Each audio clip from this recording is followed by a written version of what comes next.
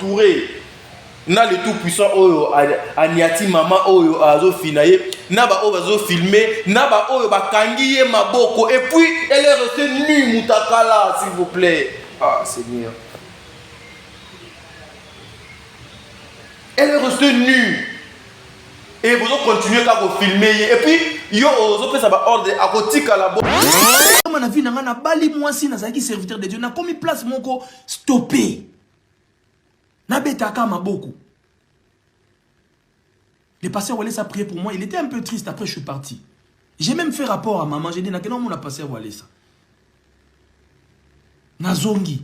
Nasala 1 an. 1 année. Na kendaraso église te. Pas parce que na lingi koboto la mutu place. Na banon soit ba jeton na podium. Il tient la place, il y a de quoi moi aussi. Mes frères, vous avez aussi des sœurs. Motema wana nanu biso ba congolais to komiti na niveau et puis azo finaye na makasi na suka pena akitisi poa na nyonso. Regardez ses yeux na minute de komi rouge, les yeux de cette femme minute de komi rouge. Vous êtes sur Top Media TV. Voilà, merci mesdames et messieurs les abonnés de Top Media Télévision. Bah amourer émission le code de bonne conduite. Moi c'est-à-dire Ngalapa émission na bino yango et bandi ko balandi ya émission oyo nakanisi na attaque nanga. Vous avez vu cette dame où on est en train de piétiner cette dame donc bazo koni ataye lokola ntaba lokola ngulu cette dame où toyebite nini oya sali po donc a mérité yango deuxième wanezaki première partie à émission et puis la deuxième partie à émission oyo et kozala o etali couple oyo ba memeli biso makambo o na ba etando ike tozo yebsaka bango nuit et jour bandeko balandi batika nanu ba makambo o ya komemela biso makambo na bango na réseaux sociaux parce que ezo sala kitoko te biso to yaka koloba parce que to kutango na place publique et puis bino moko boloba ka keto ye ko pesa bino matière bozo matière.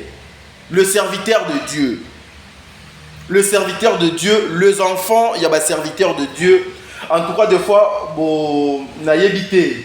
Ceux qui te commentent en ondeni, naïebité ceux qui te belango, ndegenini, bandeko balandi ya émission le code de bonne conduite. Ça fait trop mal aujourd'hui de voir la famille Coutinho. C'était une famille où tout le monde respectait, une famille où makamna bango libana penado bando bimate, une famille où cette maman oyo amema et église wana dira mikolo belé oyo papa na biso Coutinho azala na boloko kuna et aujourd'hui cette famille ça l'a exposé. En tout cas ça fait trop mal, mais tout au long il y a émission au bandeko balandi tokozala na ba intervenant na biso o ba ko intervenir pour na émission oyo tokozala pe na makambo o tokoluka moto solo na bino une façon ya ko pesa bino o bino bolingaka mingi. Mais nous allons d'abord vous laisser suivre l'intégralité de cette petite vidéo oyo ya ndeko ya mwasi ezo causer ba problème et belé et puis on se retrouve tout justement après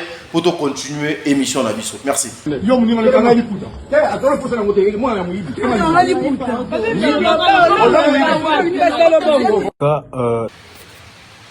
Voilà, merci.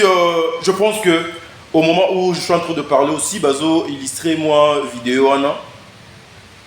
Lorsque vous regardez cette vidéo, vous êtes de parents, vous êtes de responsables, ça vous dit quoi? Ça vous dit quoi lorsque Bino Bozo kolanda la vidéo? Parce que moi j'ai eu mal au cœur, j'ai de larmes aux yeux. J'ai eu mal au cœur, j'ai des larmes aux yeux. Où allons-nous, bande konanga? Asali nini de quoi moi si? Asali nini pour que a mérité oyo?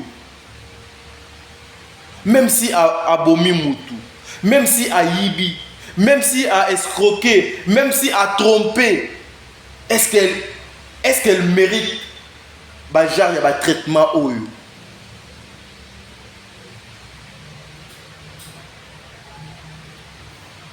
Le non-respect de la femme, le non-respect nanou ya moi si une femme na état na ye. Je sais pas le monsieur au azo matelaye azo pesé combien de kilos, mais qu'on y a taillé une femme comme ça.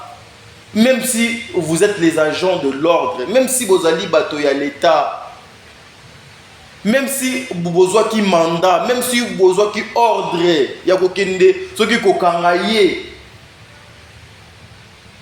est-ce que ça vous donne l'accès, le pouvoir d'aller au-delà, il y a pour piétiner une femme comme ça? Est-ce que ça vous donne le pouvoir d'abuser et pas Yandeko, il y a moi aussi?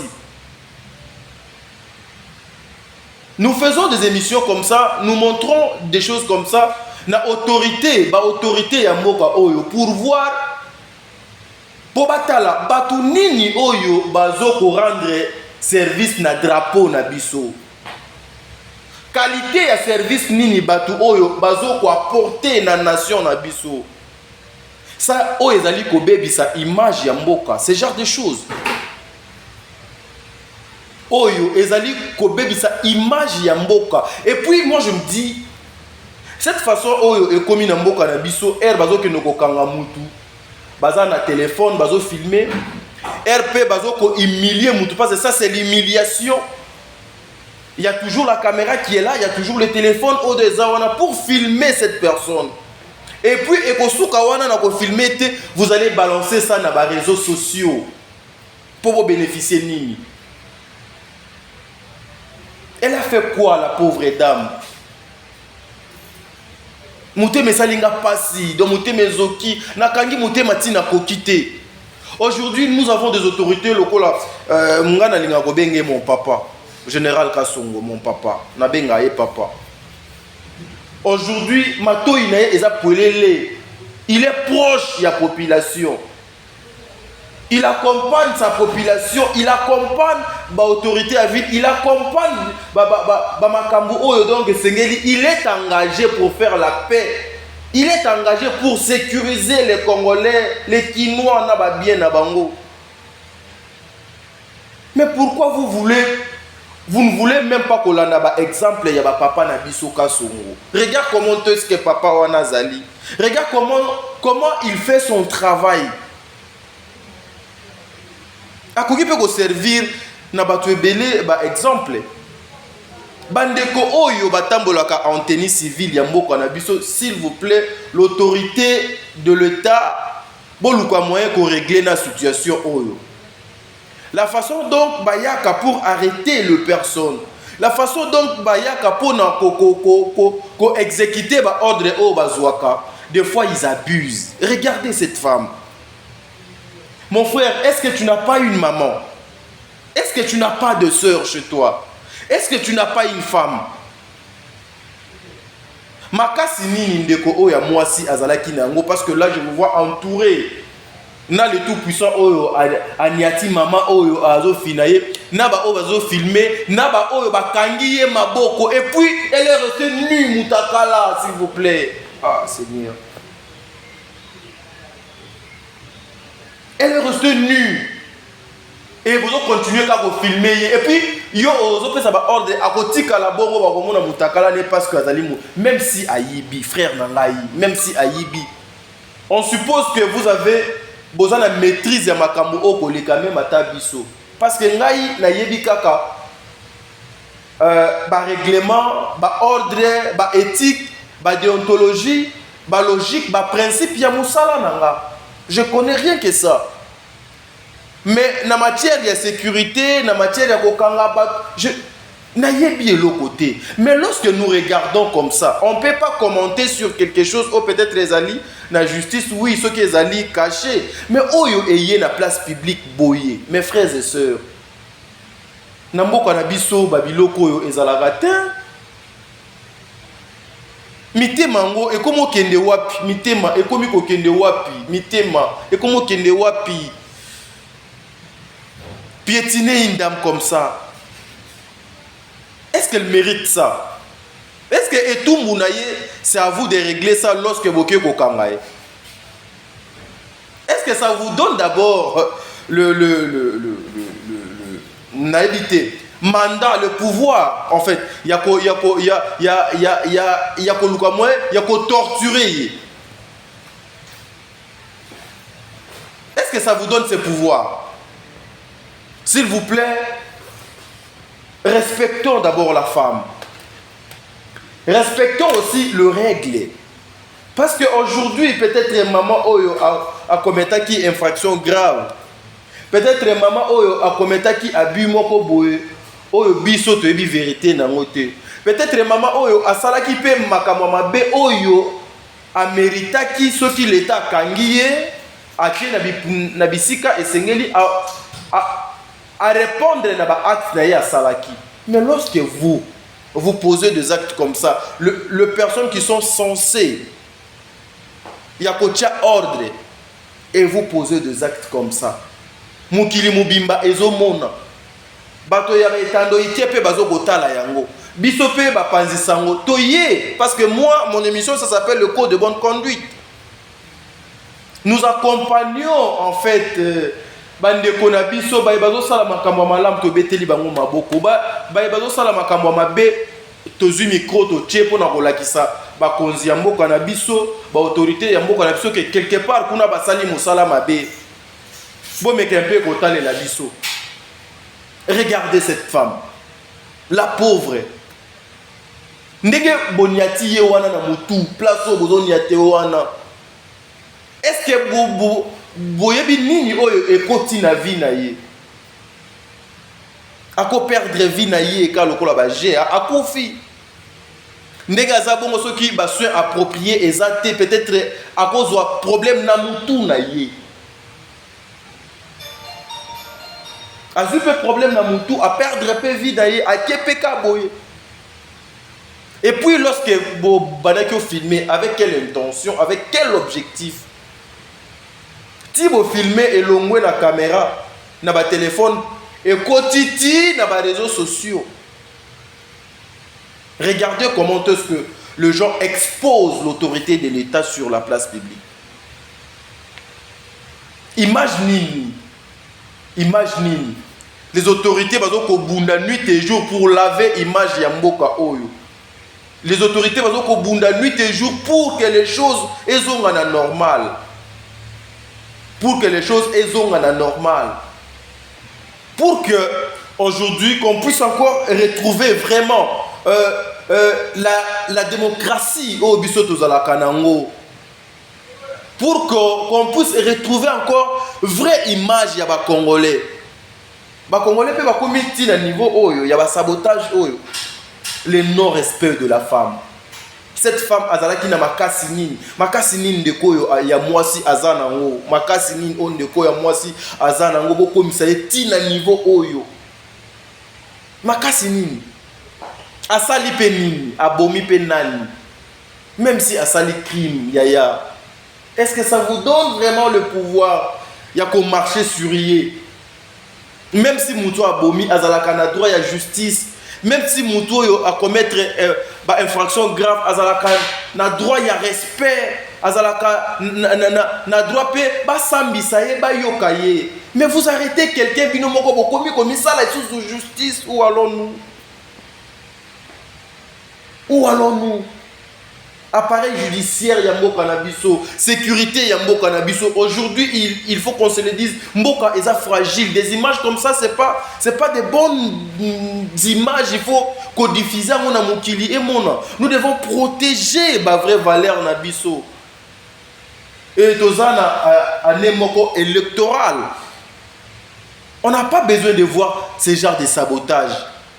En tout cas, je pense que l'autorité va acte na makambo oyo bakoluka moyen bandeko oyo bakene ko répondre pe na ba makambo na bango onyoso ba uti ko sala parce que ça fait trop mal de voir comme ça une maman, une femme comme ça humiliée, piétinée, puis à la fin atikali mutakala na miso batu nyonso bozo filmer na mutakala na ye. Putain, mais on est où là?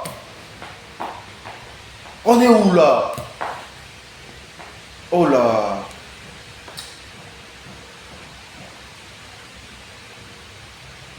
En tout cas, la loi est à la dure, mais à la loi. Mes frères, ordre mal exécuté aussi. Et à la rappeler peut-être tout mon bino de bokoye bango bien. Biso, en tout cas, na la maîtrise de matière wanate. Mais l'amitié n'a place, il y a de quoi moi aussi. Mes frères, vous avez aussi des sœurs. Motema wananam. Biso ba Congolais to comité na niveau. Et puis azo finaye na makasi na suka pena akititi poa na nyonso. Regardez ses yeux, na minute de commis rouge. Les yeux de cette femme, minute de commis rouge.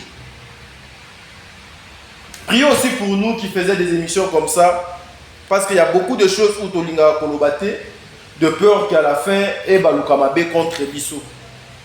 Mais nous savons tous que, au-delà de tout, nous avons un Dieu qui nous protège. Nous avons des autorités aussi. Au Bazakana besoin, peut-être les Makamo de Kome la Kabango, mais à travers l'émission, la Bisso de Salaka Oyo et Kome la Kabango.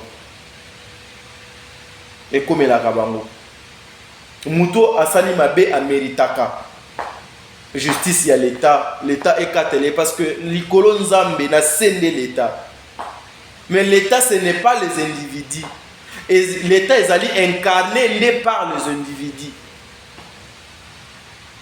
Parce que place aux arts, lobby quelqu'un d'autre peut akoya wana peut aleki yope. L'État est à le cola. Donc le colaté est allé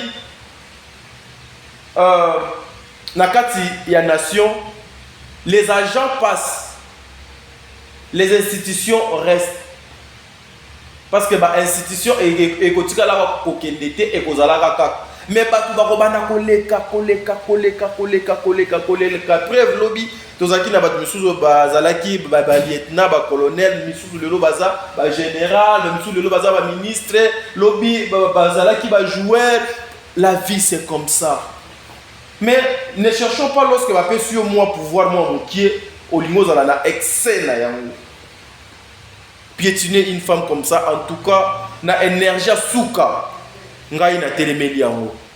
Et je sais qu'ensemble, ma confrère et Belé déjà bazali alerté, campagne auto mener en bongo jusqu'à la fin, jusqu'à ce que bande konabiso ba qui nous répondre na ba acte na bango. Pour aimer capé ko pesa batumi sous leçon. Merci. Deuxième partie à émission Nabiso. Bandeko Balandito, landana nous transition, il y a partie haut et puis on se retrouve tout justement après cette petite vidéo. Il y a Ndeko Oyo et puis tout le monde a commenté continuité à émission Nabiso. Lobby ko le kalelo, Régis ce qui tourne balangage moko, bo pesa biso élément et puis on se retrouve tout justement après. Merci. Na vie na ngana bali mwasi na zaki serviteur de Dieu na komi place moko stopper. Nabetaka Maboko. Le pasteur Walesa a prié pour moi. Il était un peu triste. Après, je suis parti. J'ai même fait rapport à maman. J'ai dit, n'a on a passé Walesa. Nazongi. Nasala 1 an. 1 année. Na kendaraso église té. Pas parce que na lingi koboto la mutu place. Na banon soit ba jeton na podium. Bon. Tu reçois problème na ndaku. Ça fait que le bailleur, le 31 décembre, avant non, tout ça, il y a tout comme la bagnongo belé nanda quoi, tout le monde a foutate, tout le monde a nyongo bagnongo, pendant aider biso pété pour tout fouta bagnongo, tout le monde a fouta nyongo. Donc, c'est pour le 31 décembre, tout ça, il y a une menace, babé ngana biso nanda. J'ai essayé seulement de voir ma maman à l'église qui va aider nga tout ça sur la bango, c'était compliqué. D'ailleurs, aujourd'hui, bongo, n'a qu'à réserver place mongo à tenir de la Gombe. Pour na beta concert na août, na ibi après premier concert na makambo e fongo mambala mongo, mais malheureusement, ne sali makambo de salibwe. Le 31 décembre, tant on a eu au beta en église.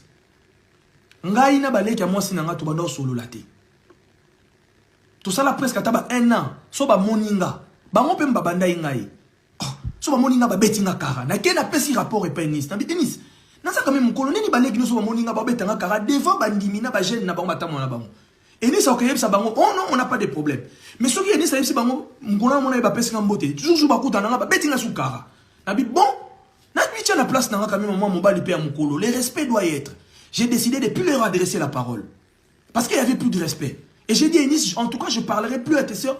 Tim ko ba comprendre que na mukolo ils me doivent du respect. Ça fait que les 31 ans tu as qui to solo la raté na bango. Mais en tant que mukolo, en tant que serviteur de Dieu, en tant que diplomate, en tant que yaya, na tellement na micro. Na bino, surtout so continuer boyane asika, et bien té. Que pour Enis, malgré les malgré, na olobi sabale qui na le 31. Na boaka bango nyonso mabanga. bato bazaki na église ba monaki. Eux-mêmes ils étaient surpris pour na bango tozayika na guerre. Na boaka bango mabanga pour na apaiser la situation. Pour na bomaka moto mais malgré ça il y a une réunion qui était déjà faite. Bana cousin na bango mo avant na Canada, yende mutaye ko panza libala na biso susu. Cousin na bango na fana na Canada, ye mutaye ko panza libala. Yetanga ye bavandi ba réunion. Après les 31 ans on a boit ki bango ba sepelia tout na moni pe na pesi bango ngam na kena pesa bango mbote les 31 na kei na ngai. Na comment est-ce qu'on se protéger? So ba to ba une église ba mona kena beta les 31 mais na sisa kite na kimaki. Parce que na bana banga vision o bazulenga ya poison donc na comment ki ekenge. Maintenant na beta ki ba mission église va sepela kite. La mission église va sepela kite. Donc j'étais aussi en danger à tout moment en fait. Mais na bana ibate danger mais bana ya ndengeni. Les 31 nazongi na ngana ndako ya tika la église to komana na je suis rentré parce que là, je suis pas bien. Ah comprendre nga wana tout ça y est pas ça qui bien tenir na kenda ki la pauvre. Que Dieu l'aide hein mawa. Nazongi na ndako to vandi les premiers to lali na tongonga. Na vandi na beni ça c'est toi. Et le roni amabe omonaki ane mobimba o nga na sala ki yo. Yebi sanga reproche ni olingo sala nga to solo li pena ba benga ngo causerie morale entre l'homme et la femme. Et ni ça voulait faire comme dire oh non il y a des choses non maman, c'est la nouvelle année. Mettons carte sur table, essayons de repartir à zéro pour que 2023 ils aillent bien. Quelles sont tes ambitions? Oh non, toi commence quand c'est ambition nanga. La limite tous allait bien, nous allons bien la famille na yo. To bota, to sala makamu na biso to réussir. Ah ouais, c'est pas mal, c'est bien. Na tout ni na tout na ambition na oni. A lobby wana. Après, il y a pas de problème. Tout nous avons un problème. Oh non, j'ai pas de problème avec toi. Bon, après, on va coller ça à la caméra. Ah, on a passé une très très bonne soirée, une journée. On n'était que dans la chambre, on n'est pas sorti au salon. On n'était que nous deux à la maison. Les deux. En fait, comment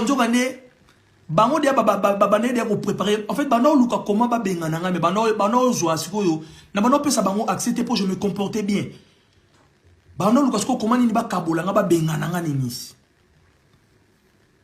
Ça fait que ah tu n'as pas maman qui avant jour mo boye batu na bango ka batambola na bango na kotanga bakomo na bango un jour basala ki escroquerie mo boye basomba ki mai mo ekutaka $70 bango la mère ekutaka $250 basala ki na leki na bango moko ngani si maman non ah bale ombongo maman bengi bango papa Olivier mtasoma logo bango siko basiliki boyebi basala ngani eni sazaki na Paris na ndaku baya babenga na babandi boyo kabina babenga na babandi baye na porte à lupango nanga na butu babandi ko beta mabanga sentinelle nanga zaki liboso na mbwa bandi ko ganga babambi libanga munene na fenêtre chambre côté na zaki yo Olivier yo komona makambo sali en complicité na bande konaye donc bachanga de sécurité na ngana sauter mir na kima. Et c'est là que j'ai dit Olivier ici tu vas mourir. Tu vas mourir. Voilà les parenthèse. Les deux, tant que c'est la causerie morale en couple. Tout le monde est policier, avocat, oh, vous devez sortir de cette maison, vous avez un belé. Et ni ça bandi collé là, tout ça. On s'attendait, on savait parce que tu kraka qui, tu combien na souka en fait. Tu combien na souka, on n'arrivait plus à payer. Il faut tout ça sincère, tout ça, tout ça qui n'a pas entreté. Mais entre temps, nous sommes basés dans mbongo, ba ok ne ba restaurant, biso ba. Donc Enis le ko la bala mema ingambo ba ko ça qui est. Siko ndé, nenga ba bomini bala siko Enis a ko riche. A ko ma siko riche. Ba on libérer ba no PC siko mbongo. Ba benga na biso Enis elle pleurait, on dit qu'est-ce qu'on dit non, ça la calme maintenant maman bale. Ba benga na biso d'une façon humiliante. On était humilié le matin. Nathalie dans le bi non, on peut pas appeler tout le monde. On appelle maman, elle nous soutient. Erreur de salaki. Nous avons des réunions, c'est Salamaki, cousin, na bango na oteki Canada, na bande konae. Donc bango nous débat passer les réunions que photo bengana Olivier, photo Enis, a to lukele mobali mogo azarish. To lukele yete. Na oya pe na makambo wana riche na début na pendant na ba 10 sessions na nga live na rozana. Ba bimba bimisa biso ba policier wana ka komboka ezali kuna Olivier Kalabas, monsieur Olivier. Yo sa ba misina kakaba changa kaka. Comme si Enis elle était épargnée. Et c'est là que j'ai commencé à me poser la question, est-ce que l'eau qui préparé était dans le moko? Je ne sais pas, j'accuse personne. Oh, faut bobima. Ah, tobima, bon, toka, bon, tika, tant to kamblo. Tobima, le rôle à miyibi, to tika, nyonso, meble, nanda, nazoka, babilamba, mouke. Na koti na voiture, oh, yo, bima, na bimi, et ni si yatika, li, mouke. Tant babengi, so, bengi, mère. Mère, ole, ye, moko, ya, atindi, grâce, na cousin, na bango, wana. Atindi, grâce, na cousin, na bango. Baya, kate, pananga, mbalamoka, boy, tombe, bengani, biso, baye. C'était pour se foutre de ma gueule, j'avais compris.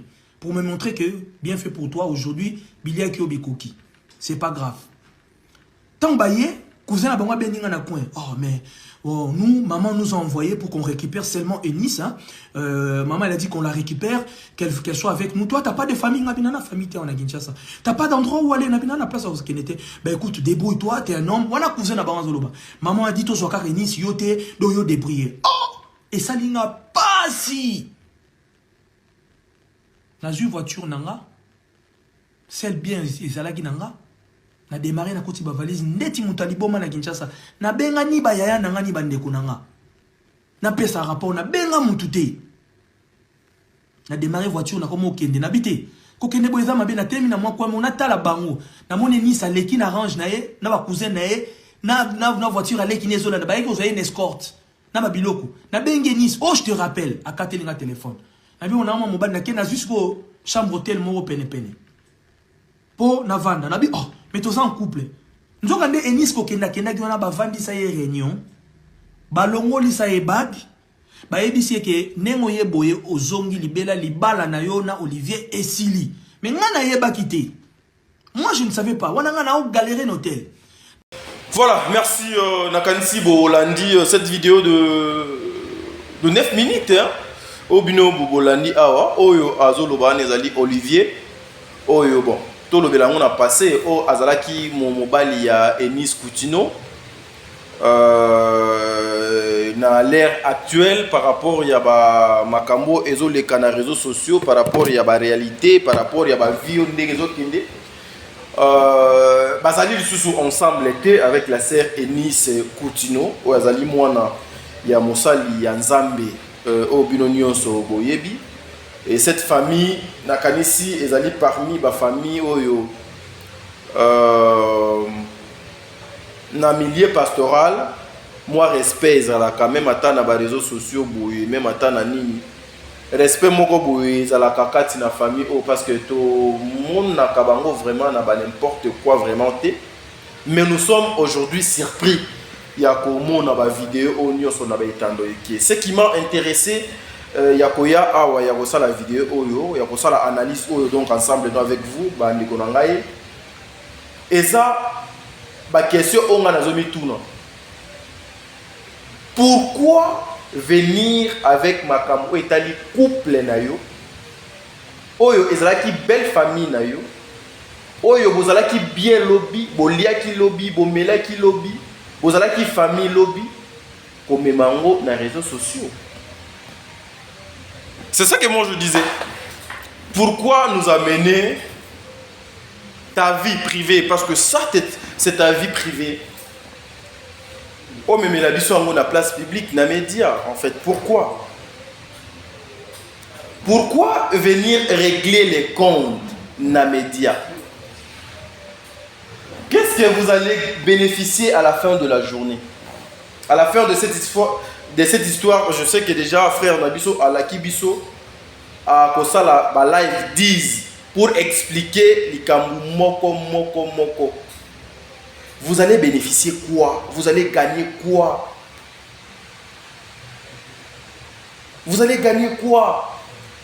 Vous ne voyez pas que aux autres perdre crédibilité, aux autres perdre dignité, aux autres perdre personnalité, aux autres passer temps inutilement. Parce que la personne qui t'aime pas même sur sali, before nyo so mokili aotika lo linga yo tete. Famille oyo yoza le bienvenu te ato sali before nyo so mokili, ça va pas changer quelque chose. Mais moi ce qui m'intéresse plus ezalité parce que bazali kaka batu. Mais ce qui m'intéresse plus c'est ça que ce sont Bana ya basali na Nzambe et puis mosali ya Nzambe parce que le frère Olivier ici azali pasteur azali muyembi Enis azali mwana pasteur, azali pe moyembi. C'est toujours le serviteur de Dieu. C'est toujours tout autour, il y a église. C'est toujours tout autour, il y a bae oyo bazali censé de nous amener la bonne parole. C'est toujours tout autour, il y a batu oyo bazali censé, il y a kolongola batu na mokili ba mema bango et pas ya nzambe. Mais ce sont les mêmes personnes en fait, oh bazo linga kolongola batu na kibonzambe ba mema bango na mokili. Ba mema bango na mokili. C'est toujours pembeni ya basali na nzambe boyoka makambo oye autu koloba awa babandi alobi yango na vidéo babandi tout autour na bango les femmes sont trop faciles tout autour na bango escroquerie ezali tout autour na bango mutema mabe ezali tout autour na bango il y a tellement de choses oyo des fois nous ne savons pas où allons ce monde. On croyait même que même si tout allait mal na mokili, mais ceux qui toquent une église tokozwa kimia. Mais aujourd'hui c'est l'église né et comme kozang sabatu kimia batu bakomo ko kima église ko bima libanda église pour venir chercher la paix na mokili. Or ce n'est pas ça. Je me demande c'est quoi l'objectif? Ministère ya papa Koutino oyo ebundisami pendant temps moulaye. Pendant temps moulaye. Et Bundisami pendant tant moulaye vraiment. C'est grâce à Dieu. Moi je dis, pour Nanga, je dirais que c'est grâce à Dieu qu'aujourd'hui, le ministère ils ont continué ça. Sinon, il y a qui ça il a éli moi déjà. Ba chantre. Ba yembela ganzambe.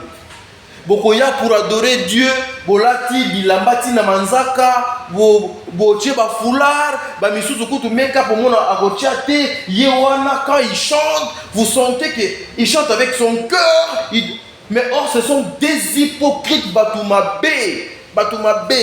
batuna solo ka bafani sao. Bazo kolia masumu lokola nguba.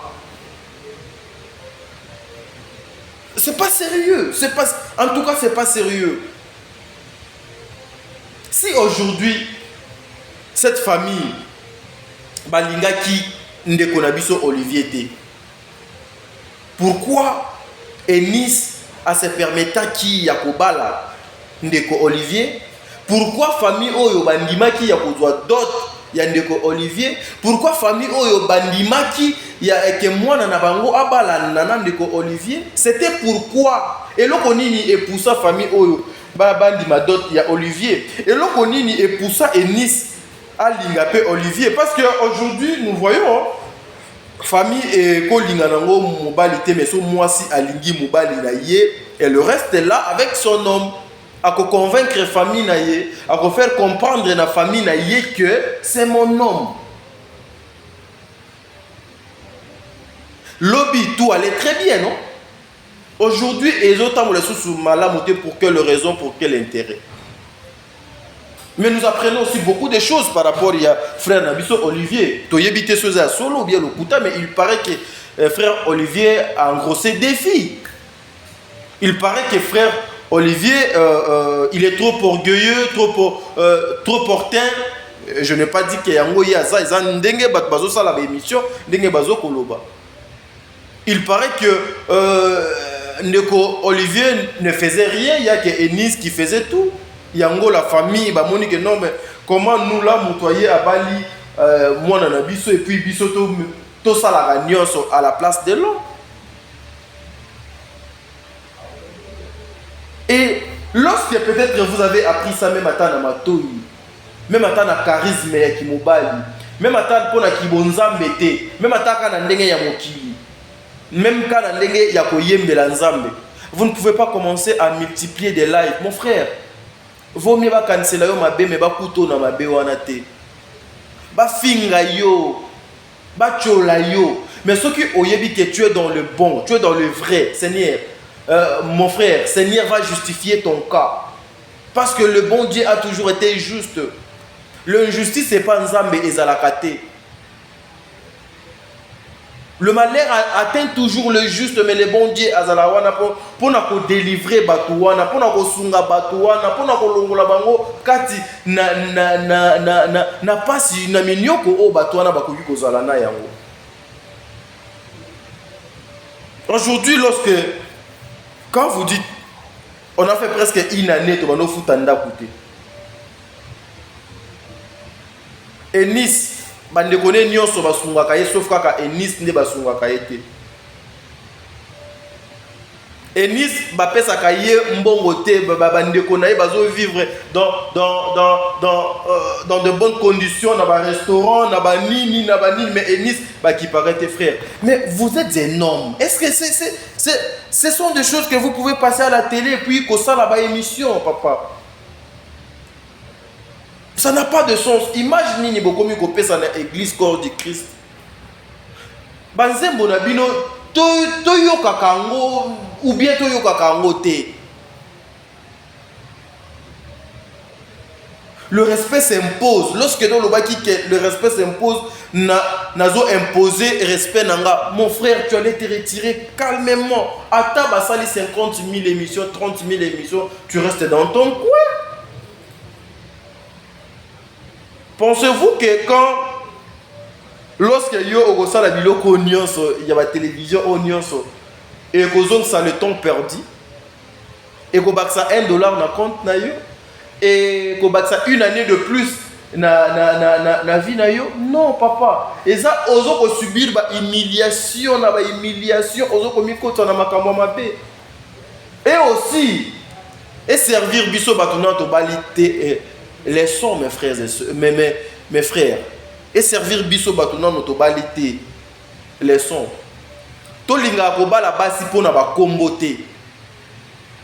Que non, je veux me marier avec la fille de Didi Kinwani parce que Didi Kinwani est Baboua Kaye na télévision. Je veux me marier avec la fille, il y a son excellence Félix Antoine Tshisekedi, c'est lui qui est notre président. Je vais me marier avec la fille du général Kassongo parce que papa n'est dans un mokonzi. Je vais me marier parce que je vais profiter na sima, il y a aura, na ya ba bien, il y a papa na bango. Oui, au koki kobala ye, mais il faut oser le bienvenu. Il faut te faire utile na place de Sengeli. Ne te fais pas utile na place de Zali inutile.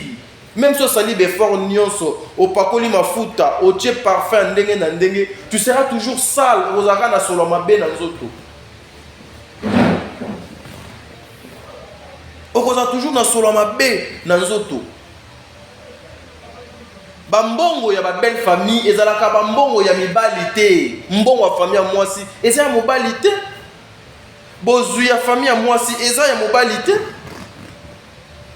On ne peut jamais compter sur le bien ya moi si ou ezalaka na famille na bango.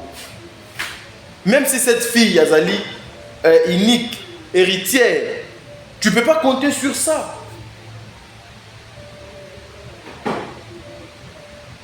Les serviteurs de Dieu, ceux qui sont censés de nous prêcher la bonne parole. Yakomema bana na nzambe, yakomema ba oyo bazana mukili, baya liboso papa. Regardez ndenge nini bozali na balabala, na nzela. Regardez comment l'évangile les ali bafoué. Regardez comment crédibilité na mosala na nzambe ezokosila. Mais je vous exhorte, mes frères et sœurs, les enfants de Dieu, restons dans sa présence. Tout un chacun a yebi pourquoi akoma mosali na nzambe. Tout un chacun a yebi nini oyo ayako luka na sima ya kombo ya nzambe. Tout un chacun a yebi ndenge nini amikoma pe pasteur. Pe ndenge nini akoma koyembela nzambe. Parce que bamisusu babaluka sécurité sociale na bango na nzela sima kombo ya nzambe. Bamisusu ezalaka appel. Misusu bazali ba élu, misusu bazali initié, ba misusu ezali sentiment, misusu ezali pasi, misusu ezali kisi. Na batama na sima kombo ya Yesu pour bien faire les choses. Je parle pas avec mon frère Olivier. nazotia basali na nzambe nyonso. Et aujourd'hui nazalaka na moi estime moko boye, moi considération, moi respect moko boye na basali ya nzambe et l'équipe batu nyonso. Bien que nous savons bazala banzambe te, mais lorsque vous avez le nom de Dieu et pas nabino, vous avez canal de bénédiction pour na batu ebele na nzela loyembo, na nzela côté ya, na nzela comportement. Je dois du respect na batu ndenge wana. Je disais, na trouvaka moi boke senimoko boye tout autour il y a papa Walesa. Quand je regarde la télé, dans mon cas beaucoup de pasteurs. Au moins un pasteur a bêti au pic, pasteur wana yé à répondre. Yé kuna pas à répondre, yé kuna donc à répondre. Mais la trouve quand compliqué. Le papa ici au nom de Claude Kaboulouale, ça n'a pas été jour à l'équipe de la télévision à qui pour répondre mon ingénieur pasteur. Mais regardez combien des émissions et ça les macana réseaux sociaux dans la télévision des fois ça la campagne m'a contre Moussala Onzambe à ça la cana papa wana Claude Kaboulouale ça. Mais en aucun jour c'est papa passé à la télé pour régler ma compte avec Bandekonaï. Si aujourd'hui nous tous nous savons que nous avons un seul maître au biso to servaka. Tokomi bundisama pona nini, toko bunda pona nini, tokomi sala na mabe pona nini, tokomi zokana pour quelle raison? Pour te bénéficier nini à la fin. Aujourd'hui c'est l'église qui tue le pays. Aujourd'hui c'est l'église mutu et komi komema batu na banzela mabe. Mon frère, ce n'était pas important. Et ça porte au Fongoli. Une porte au Fongoli. Peut-être pour nos Kangango, au Komona, les conséquences après. Il ne fallait pas, mon frère. Parce que nous apprenons aussi beaucoup de choses sur vous-même. Et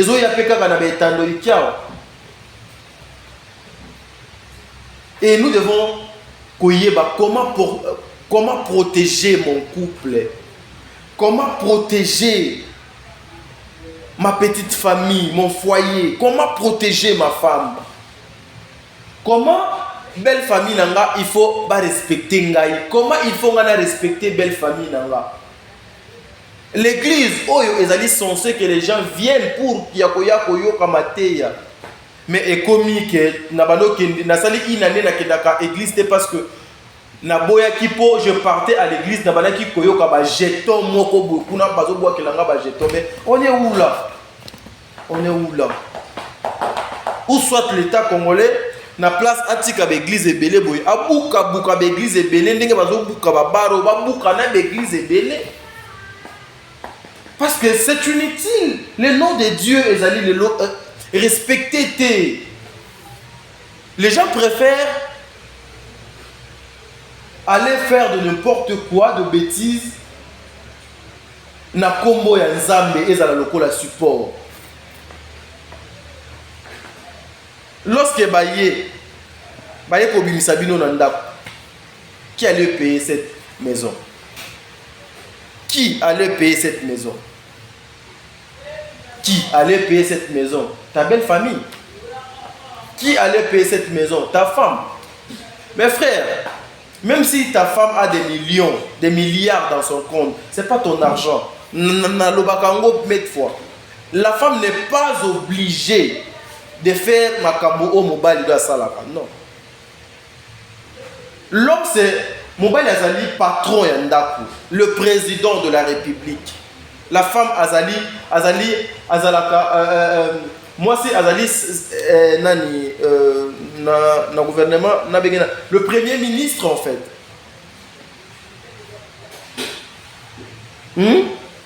Il a géré le gouvernement. Mais Moka Azali géré par papa. C'est comme ça. Moi, s'il faut aider Mobali, c'est-à-dire Mobali Nanga Azanango, Tenga Nazanango à papa. Tu montes un $10, on a $10 à Wazoua, ça va nous aider pour nos autres besoin. Mais ce n'est pas forcément. Ce n'est pas obligatoirement, il faut que belle famille ait à Kosungakaka, non. Et surtout ceux qui ont le bienvenu, et surtout ceux qui vont comprendre que vous êtes touriste, et surtout ceux qui vont comprendre que tu n'es pas sérieux, et surtout ceux qui vont comprendre que yo oya na famille wana pour profiter peut-être na combo na bango. Non. La femme a ses limites. Si aujourd'hui, vous là où les femmes vous aident, des fois, bah pour ta belé. Gloire à Dieu, tobeti maboko. Mais lorsque tu vois ta femme avec l'argent, asungi nda koute, asungi yote, c'est-à-dire aussi, elle est animée par la mauvaise foi. Mais azali obligée te. Parce que lorsqu'une femme sait que c'est mon homme, c'est ma maison, c'est mes enfants, et ça dit bah faire la biso, je veux quelque chose, oh mon bal nanga dans un angote, je mettrai ça sur la table. Mais ça ne donne pas le courage et le luxe et pas mon bali de compter sur ce que la femme a dans le monde. Ça nous rend de fois ridicules, nous les hommes. Et ridiculiser abisso makasi.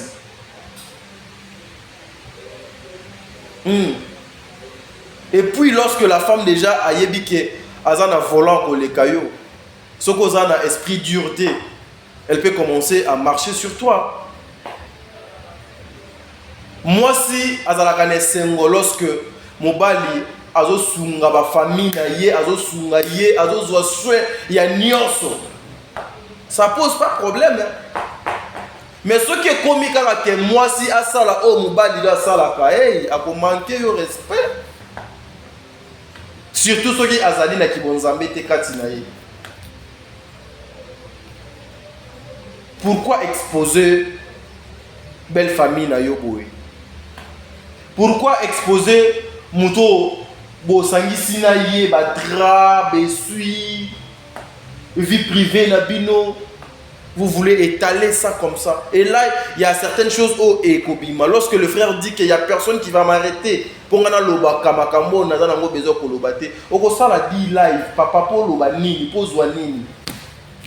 Mais ngana habité biso ba congolais tout ça là les réseaux sociaux mabé. Vous les serviteurs de Dieu, bon mais capé ko changer, les enfants de Dieu, bana ya basali na nzambe, bon mais capé ko changer. Pas comportement na bino ezaka malamu te.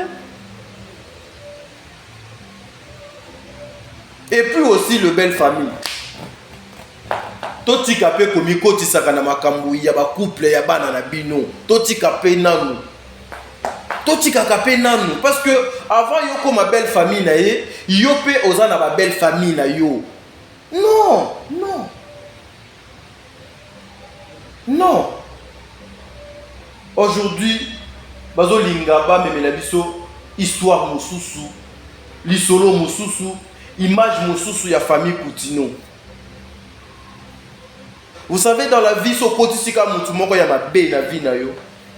Obepsi vino mobimba. Dans la vie so koti na complicité ya makambu moko boye ya mabe pour ta vie. Obebisi avenir na yo. Dans la vie so ki kaka okoti si kisi mulili na ndaku na yo Saint-Esprit ya kimi. Dans la vie so ki kaka olobi olula biloko nyonso mokili, mon frère, tu vas te retrouver par terre. Et là, ils ont beau mabasali nzambe belé surtout ya mebali ezaka nzoto abasi. Parce que la femme bazali facile à manipuler et pas ba serviteur de Dieu, ba chantre et pas bateau yo baba yembela nzambe. Les femmes ezali matière na bango liboso ya ko exploiter. C'est que nous apprenons, il paraît. Je confirme pas, il paraît selon ba rumeur eza que les frères atie ba sermi ba lezemi kalate ba ser wana ba koleka. Et Nice n'a pas supporté l'humiliation en environ pour le respect, pour la considération de la famille, pour la bonne conduite, il y a les famille. Posons un peu de questions. Au début, tu étais un bon monsieur. Et à la fin, comme ça, belle famille, parce que yo sali belle famille. Total la paix peut-être on a sala qui lobby et ça on a sala les lotés.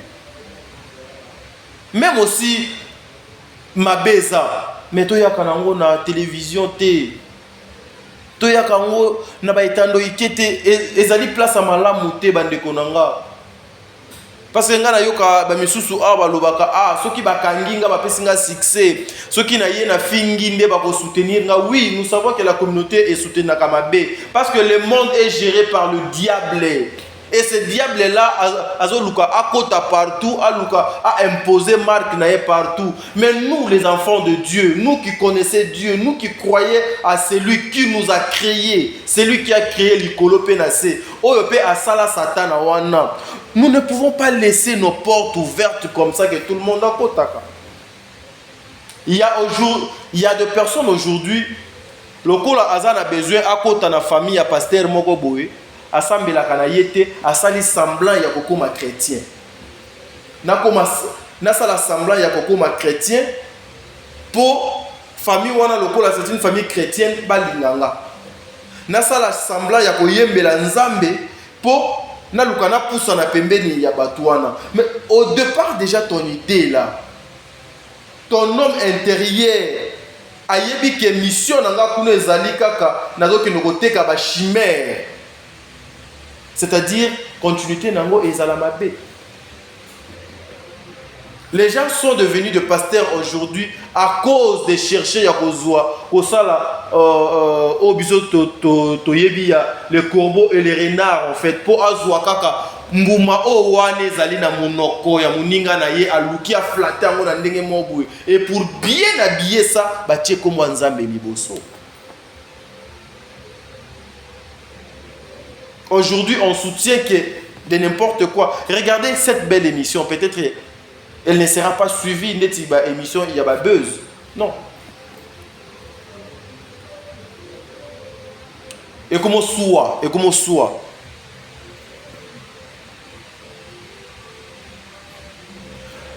Merci. Nabino baye bozuli baku ya kolanda biso. Moi, c'est à Dingala par émission. Nabino sur le cours de bonne conduite. Un grand merci à conseiller principal à Tadingala, il s'appelle Papa Jean-Pascal Leka, boss depuis la Belgique. Merci beaucoup Papa pour vos conseils. Je resterai toujours Tadi. C'est toujours à côté d'un grand homme donc Batrouvaka, une grande dame. Elle s'appelle Maman Bijon Ketani. Voilà pourquoi nous retrouvons Maman Bijon Ketani à côté de Papa Jean-Pascal Leka. Meilleur couple, Papa. Je n'ai bénéficié d'un conseil, Nabino, et l'équipe Mbongo, et l'équipe Nyonso Mokili. Vous avez été une bénédiction pour moi, cette famille. Nous allons vers le Kumo. Maman Zozo, elle m'a accepté comme son enfant, comme son premier fils. Et puis, il y a la gestion, il y a Top Media au Canada. Ah, Maman Zozo, il y a bien un cours suprême, maman. Nzambe Azwa, 5 ans et pas Batunyo, Nyonso, Bazo Tambola. Bato Nyonso, Nzambe Akabeli, Bango, vie Ophélie, Pema Ophélie, Bazo Kosala, Lanango, et l'Okote, Azwa, 5 ans. Achango de Panayo, maman. Apeso vi mon live. Maman Zozo. Nzambe abatelo maman. Maman Zozo, c'est une grande dame, une maman à moi. Mais à ses côtés, Batindela est ange protecteur. C'est Papa Noé Mavakalanzinga. Nabengaye, Hermodonga Benganga, alobi, oh, petit no big boss, petit, grand prêtre big boss, Moutozo Benga, Papa no Benga big boss. Papa Noé Mavakalanzinga. Na sepelaka. Moi, ce qui me fait plaisir, dans l'entourage, je n'ai que de maman et de papa. Et puis, Babazala Nabango et Belete. Baso qui 5 ou 6. À chaque fois, lorsqu'il m'appelle au téléphone, et le Bosso, c'est les conseils. Merci beaucoup, papa. Un grand merci aussi à Maman Déborah. Il y a Azaloko la racine principale, en fait. Maman Déborah Lubanda, qui leur mère à Calgary.